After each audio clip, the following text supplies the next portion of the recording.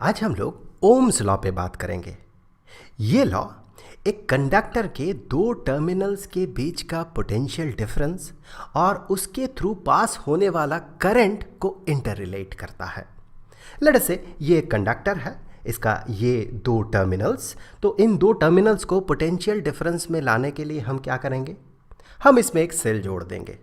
तो इस सेल के जोड़ने से क्या होगा, इस वायर में करंट एस्टेब्लिश्ड होगा। अब अगर हम इस पोटेंशियल डिफरेंस को डबल कर दे तो क्या होगा, इसे डबल करने के लिए हम इसके साथ एक और सेल जोड़ सकते हैं। वायर वही है, सेल हमने एक और जोड़ दिया। इससे क्या होगा, इससे पोटेंशियल डिफरेंस वायर के इस एंड का और इस एंड का पोटेंशियल डिफरेंस जो है ये डबल हो जाएगा। इससे अब जो यहां पर करंट होगा इस वायर के अंदर, ये करंट दुगना अमाउंट का होगा। वोल्टेज को डबल करने से करंट भी डबल हो जाएगा, वोल्टेज को ट्रिपल करने से करंट भी ट्रिपल हो जाएगा। मतलब वोल्टेज जिस रेट से बढ़ेगा करंट भी उसी रेट से बढ़ता है। इसे एक अलग तरीके से देखते हैं। चलिए, हमने हाइपोथेटिकली मान लिया कि बैटरी का पॉजिटिव टर्मिनल है ये और बैटरी का नेगेटिव टर्मिनल है ये, और ये है वो वायर। ये जो ब्लू डॉट्स आप देख रहे हैं ये फ्री इलेक्ट्रॉन्स को इंडिकेट कर रहा है, एटम्स को हमने ड्रॉ नहीं किया है। अब जैसा कि हमें पता है बैटरी के नेगेटिव टर्मिनल में बहुत सारा इलेक्ट्रॉन्स होता है जो कि यहाँ पर इस वायर के अंदर आता है, जो इन फ्री इलेक्ट्रॉन्स को इस डायरेक्शन में पुश करता है, और इधर से बैटरी का positive terminal in free electrons को अब्जॉर्ब कर लेता है। तो इलेक्ट्रॉन का फ्लो इस डायरेक्शन में होता है जिसे कि इलेक्ट्रिक करंट कहा जाता है। कुछ इस तरह से वो फ्लो करता है। ये V जो है ये इंडिकेट कर रहा है इस टर्मिनल का और इस टर्मिनल के बीच का पोटेंशियल डिफरेंस, मतलब बैटरी का जो पोटेंशियल डिफरेंस है वो। अब यहाँ पर जो करंट कंस्टिट्यूटेड हुआ उस करंट को मेज़र कैसे किया जाता है, इसके लिए हमें यहाँ पर एक क्रॉस सेक्शन कंसिडर करना पड़ता है। इस क्रॉस सेक्शन के थ्रू यूनिट टाइम में जितना चार्ज क्रॉस करता है वही होता है इसका करंट। अब पिछले एक वीडियो में जहां पर हमने करंट के लिए माइक्रोस्कोपिक इक्वेशन को डिराइव किया था जो कुछ इस तरह का था, वहां पर हमने देखा था करंट और वोल्टेज किस तरह से इंटर रिलेटेड है। ये जो इक्वेशन है इसके बारे में थोड़ा डिटेल्स में हम लोग इस वीडियो के एंड में बात करेंगे। अगर आपने ये वीडियो नहीं देखा है तो कभी समय अगर मिले तो ये वीडियो आप ज़रूर से देख लीजिएगा, एक अलग सा व्यू आपको मिलेगा इलेक्ट्रिक करंट के बारे में। अब देखिए, यहाँ से आगे बढ़ते हैं। अब एक इंटरेस्टिंग चीज़ देखें कि वोल्टेज को बढ़ाने से करंट बढ़ता क्यों है, एग्जैक्टली क्या रीज़न है। वोल्टेज मतलब दो टर्मिनल्स के बीच का पोटेंशियल डिफरेंस। ये क्या करता है, पोटेंशियल डिफरेंस क्या करता है, इलेक्ट्रिक फील्ड क्रिएट करता है। पॉजिटिव टर्मिनल से नेगेटिव टर्मिनल की तरफ इलेक्ट्रिक फील्ड बनता है, और इलेक्ट्रिक फील्ड एक चार्ज पे क्या लगाता है, फोर्स लगाता है।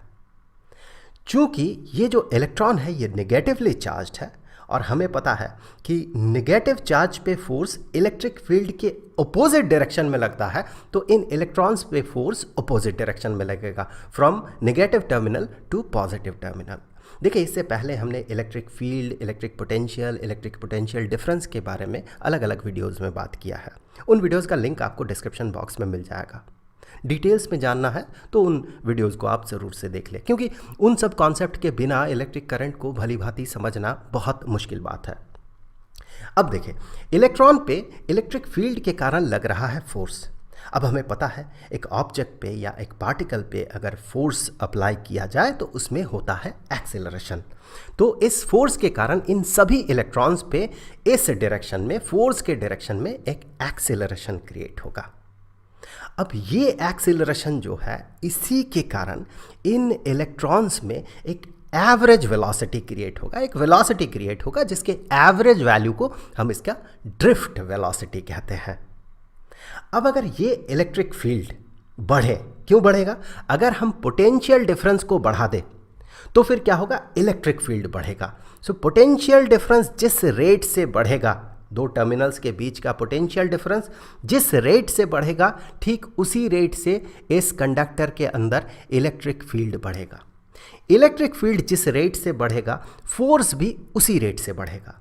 फोर्स जिस रेट से बढ़ेगा उसी रेट से एक्सेलरेशन बढ़ेगा और सेम उसी रेट से ड्रिफ्ट वेलोसिटी बढ़ेगा। मतलब वोल्टेज को, पोटेंशियल डिफरेंस को जिस रेट से बढ़ाया या घटाया जाएगा उसी रेट से ड्रिफ्ट वेलोसिटी भी बढ़ेगा या घटेगा। और यही ड्रिफ्ट वेलोसिटी डिसाइड करता है कि करंट कितना होगा। चलिए यहाँ पर देख लेते हैं। यहाँ पर ये इलेक्ट्रॉन्स मूव कर रहा है, इसके पास एक छोटा ड्रिफ्ट वेलोसिटी है जिसके कारण कुछ चार्ज इस क्रॉस सेक्शन को क्रॉस कर रहा है, जितना क्रॉस कर रहा है वही इसका करंट है। अब देखिए इसका ड्रिफ्ट वेलोसिटी बढ़ गया, इसका मतलब ज़्यादा से ज़्यादा इलेक्ट्रॉन इस क्रॉस सेक्शन को क्रॉस कर रहा है, मतलब करंट बढ़ गया। ड्रिफ्ट वेलोसिटी जिस रेट से बढ़ेगा उसी रेट से करंट बढ़ेगा। थोड़ी देर पहले हमने देखा कि वोल्टेज जिस रेट से बढ़ेगा इलेक्ट्रिक फील्ड उसी रेट से बढ़ेगा, जिस रेट से फोर्स बढ़ेगा उसी रेट से एक्सीलरेशन बढ़ेगा, उसी रेट से ड्रिफ्ट वेलोसिटी बढ़ेगा जो कि करंट को डिसाइड करेगा, मतलब उसी रेट से करंट बढ़ेगा।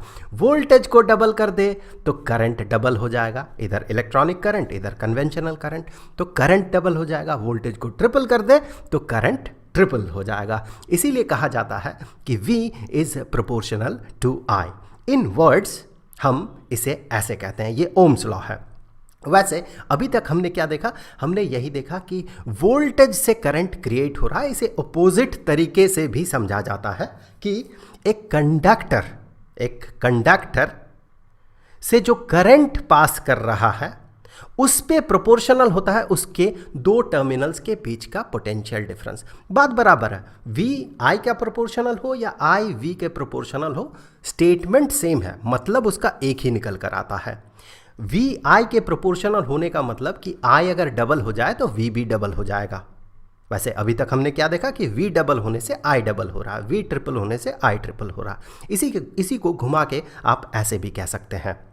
इसे स्टेटमेंट में जब लिखा जाता है तो हम कुछ ऐसे कहते हैं कि एक कंडक्टर के दो टर्मिनल्स या उसके दो एंड्स के बीच का पोटेंशियल डिफरेंस ये डायरेक्टली प्रोपोर्शनल होता है उससे जो करंट पास कर रहा है उसके, प्रोवाइडेड दैट कि उसका टेम्परेचर सेम रहे। इस पार्ट पे हम लोग वीडियो के एंड में जाके बात करेंगे।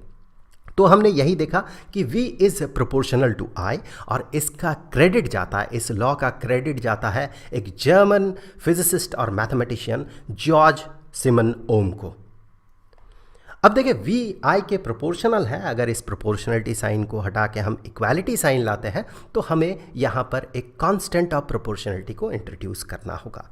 इस कांस्टेंट ऑफ प्रोपोर्शनलिटी को रेजिस्टेंस कहा जाता है, इस वायर का या इस कंडक्टर का रेजिस्टेंस। तो देखिए resistance is equal to V divided by I। अब इस पे बात करने से पहले हम ये देख लेते हैं कि V अगर I के प्रोपोर्शनल होगा तो हम ये भी तो कह सकते हैं I is proportional to V, बात तो बराबर है। अब यहाँ पर अगर प्रोपोर्शनलिटी साइन हम हटाएंगे तो हमें एक कांस्टेंट ऑफ प्रोपोर्शनलिटी लाना होगा। इस बार इस कांस्टेंट ऑफ प्रोपोर्शनलिटी को कंडक्टेंस कहा जाता है। ये हो गया रेजिस्टेंस और ये हो गया कंडक्टेंस। ये एक दूसरे का रेसिप्रोकल है, आप गौर से देखें, मतलब कि R is equal to 1 divided by G and G is equal to 1 divided by R। एक बढ़ेगा तो दूसरा घटेगा, एक घटेगा तो दूसरा बढ़ेगा। अब दोनों का नाम को देखें, रेजिस्टेंस इसमें रेजिस्ट है, कंडक्टेंस इसमें कंडक्ट है। रेजिस्टेंस ये बताता है कि वो करंट को कितना रोक सकता है, रेजिस्ट कर सकता है। कंडक्टेंस ये बताता है कि वो करंट को कितना कंडक्ट होने देता है, अलाउ करता है। एक रोकने के प्रॉपर्टी को, रेजिस्टेंस रोकने वाला प्रॉपर्टी को इंडिकेट करता है, कंडक्टेंस कंडक्ट होने वाले, पार होने वाले प्रॉपर्टी को रिप्रेजेंट करता है। ये दोनों एक दूसरे का रेसिप्रोकल है। तो शुरुआत करते हैं रेजिस्टेंस से। रेजिस्टेंस ये एक ऐसा प्रॉपर्टी होगा, जैसे कि हमने बात किया, कंडक्टर का ऐसा प्रॉपर्टी होगा जो कि इंडिकेट करेगा कि वो चार्ज के फ्लो को कितना रोक रहा है, रेजिस्ट कर रहा है। यहाँ पर एक मिसकंसेप्शन आता है कि ऐसा लगता है मानो कि मान ले इसका एक रेजिस्टेंस है तो ये करंट को रेजिस्ट कर रहा है, तो ऐसा मिसकंसेप्शन होता है कि मानो इलेक्ट्रॉन्स यहाँ बहुत फास्ट एंटर करेगा और ये उसे रेजिस्ट करेगा, तो यहाँ से बाहर निकलते समय इलेक्ट्रॉन बड़ा स्लोली बाहर निकलेगा। यहाँ करंट बहुत ज़्यादा होगा और यहाँ पर करंट घट जाएगा क्योंकि ये उसे रेजिस्ट कर रहा। ये एक मिसकंसेप्शन है। आपने पिछले एक वीडियो में ज़रूर देखा होगा जहां हम लोगों ने बात किया था कि एक conductor through out the length उसके करंट जो है वो सेम रहता है। तो करंट इस जगह पे जितना होगा करंट इस जगह पे भी उतना ही होगा, करंट यहाँ भी उतना ही होगा, हर जगह पे करंट सेम होगा, करंट पे कोई फ़र्क नहीं पड़ेगा। तो फिर ऐसा क्यों कहा जाता है कि ये जो कंडक्टर है इसके रेजिस्टेंस के कारण ये करंट को रेजिस्ट कर रहा है? ऐसा इसीलिए कहा जाता है कि जिसका रेजिस्टेंस जितना ज़्यादा होगा, सेम पोटेंशियल डिफरेंस में अगर उसे रखा जाए तो फिर वो उतना कम करंट पास होने देगा। फॉर एग्जांपल, दो वायर्स हैं हमारे पास, ये एक वायर और ये एक वायर। इसका रेजिस्टेंस जो है, इसका रेजिस्टेंस कम है और इसका रेजिस्टेंस ज़्यादा है, नीचे वाले का रेजिस्टेंस ज़्यादा है। दोनों को सेम पोटेंशियल डिफरेंस में रखा गया, यहाँ भी जितना पोटेंशियल डिफरेंस, यहाँ भी उतना ही potential difference, same potential difference में रखा गया, मतलब सेम बैटरी के साथ जोड़ा गया आप माने।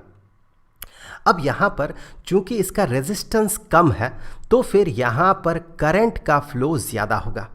इसका रेजिस्टेंस ज़्यादा है तो यहाँ से करंट का फ्लो कम होगा। जितना ज़्यादा रेजिस्टेंस होगा उतना कम करंट का फ्लो होगा, लेकिन through out the wire current same होगा।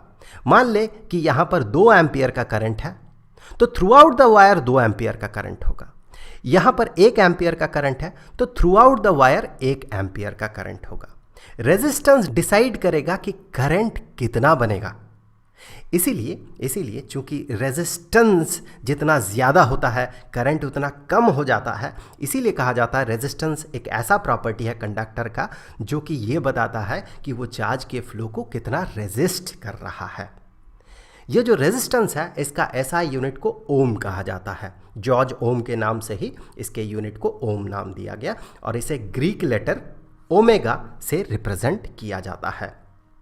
अब देखिए, एक ओमेगा किसके बराबर होना चाहिए? ये रेजिस्टेंस, चूंकि ये V डिवाइडेड बाई I होता है, V का SI यूनिट मतलब पोटेंशियल डिफरेंस का SI यूनिट होता है वोल्ट और करंट का SI यूनिट होता है एम्पियर। इसीलिए 1 ohm is equal to 1 volt divided by 1 ampere.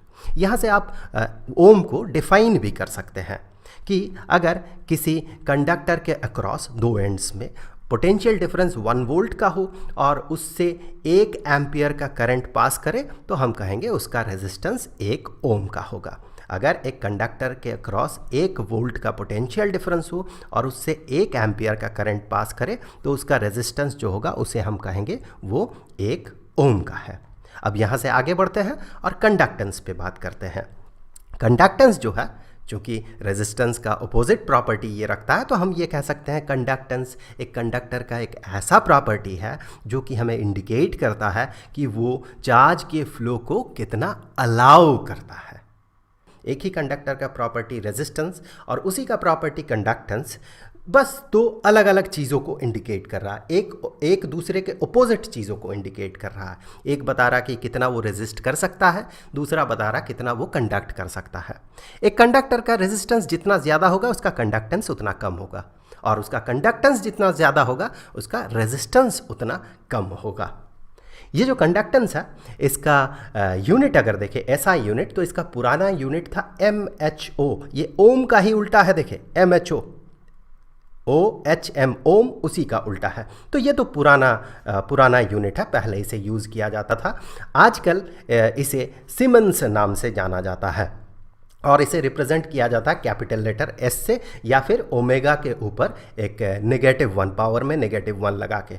क्योंकि देखें, हमने जैसे बात किया था कि रेजिस्टेंस और कंडक्टेंस एक दूसरे का रेसिप्रोकल होता है, तो इसका जो यूनिट होगा उसका यूनिट उसका रेसिप्रोकल होगा, इसीलिए पावर में -1।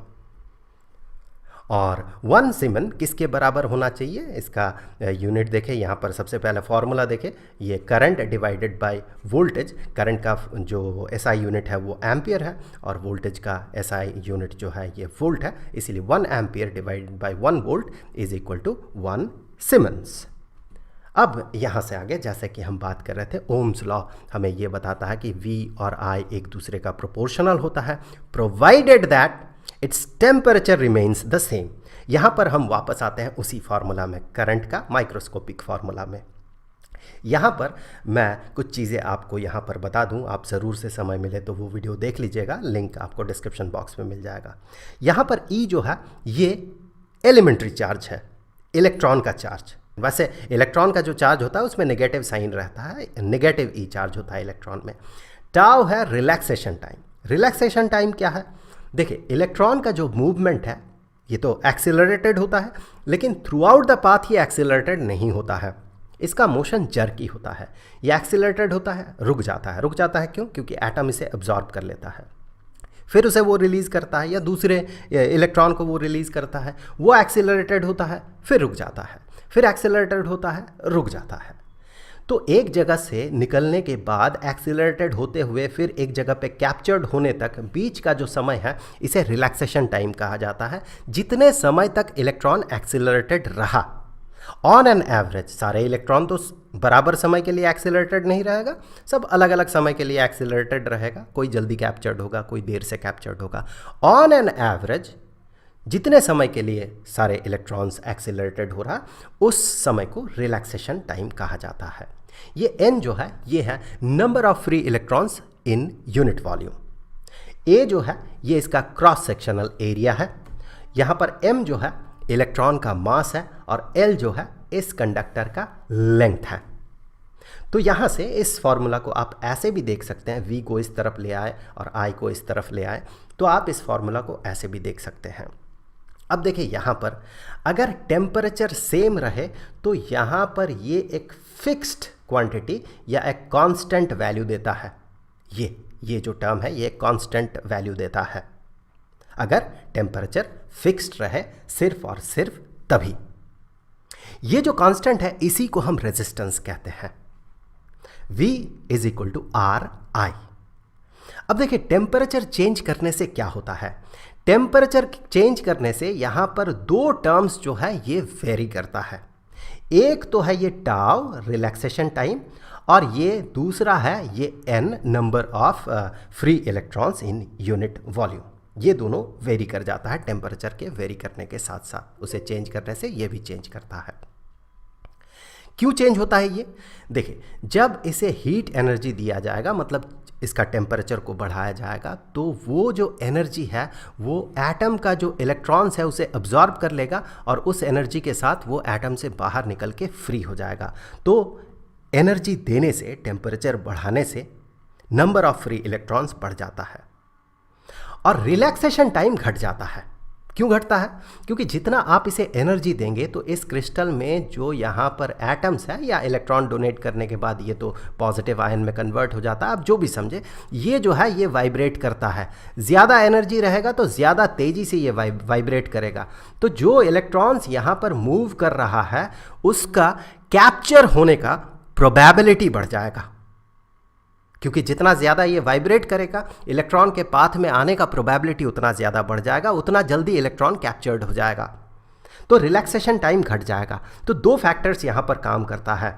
टेम्परेचर बढ़ाने से रिलैक्सेशन टाइम घट जाता है और टेम्परेचर बढ़ाने से नंबर ऑफ फ्री इलेक्ट्रॉन्स बढ़ जाता है।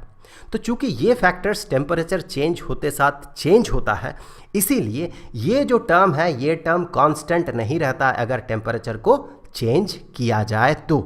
लेकिन टेम्परेचर को फिक्स्ड रखें तो ये टर्म कांस्टेंट रहता है, जिसे कि हम उस टेम्परेचर में उस कंडक्टर का रेजिस्टेंस कहते हैं। अब यहाँ से आगे हम लोग कुछ न्यूमेरिकल प्रॉब्लम सॉल्व करेंगे और फिर रेजिस्टेंस, कंडक्टर का रेजिस्टेंस किन किन फैक्टर्स पे डिपेंड करता है उस पे बात करेंगे, जहाँ से कि हम रेजिस्टिविटी का कॉन्सेप्ट समझेंगे और आगे चल के हम system of resistors, parallel combination, series combination में रेजिस्टर्स को जोड़ के इक्विवेलेंट रेजिस्टेंस पता करने का तरीका देखेंगे और साथ ही साथ हीटिंग इफेक्ट, इलेक्ट्रिक पावर जैसे टॉपिक्स पे बात करेंगे। अब जाते जाते मैं आपको बता दूं, स्टैंडर्ड 10th के लिए इलेक्ट्रिसिटी चैप्टर के सारे वीडियोस का जो प्लेलिस्ट है उसका लिंक आपको नीचे डिस्क्रिप्शन बॉक्स में मिल जाएगा। तो मिलेंगे अगले वीडियो में, तब तक के लिए खुश रहें। Good bye.